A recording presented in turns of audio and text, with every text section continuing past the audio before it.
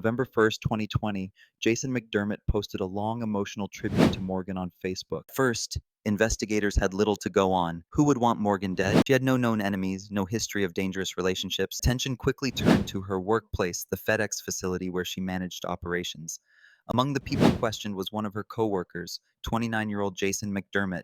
Police emphasized that Morgan and Jason were not romantically involved. They were simply coworkers. She had never introduced him to her family, and her stepsister later said she had never even heard his name before the arrest. But as investigators dug deeper, Jason would move from just another name on a list to the prime suspect. 4 days after Morgan's death, something strange appeared on social media. On November 1st, 2020, Jason McDermott posted a long emotional tribute to Morgan on Facebook. He addressed her as Foxy, a nickname, and wrote about how much she had impacted his life.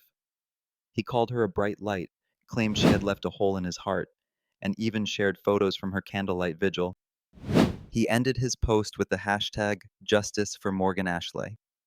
On the surface, it looked like a grieving coworker honoring a friend. But for Morgan's family, the post felt wrong. They didn't know him, and the way he inserted himself into their grief seemed disturbing. Her stepsister Megan Barrett later said, "This is a really sick person, somebody who's messed up in the head and likes to see people in pain." And tragically, she was right. The arrest. On November 4th, 2020, just 3 days after his tribute, Stark County deputies arrested Jason McDermott at his home in Canton. He was charged with aggravated murder in the death of Morgan Fox. For Morgan's family, the arrest confirmed what their hearts had already suspected.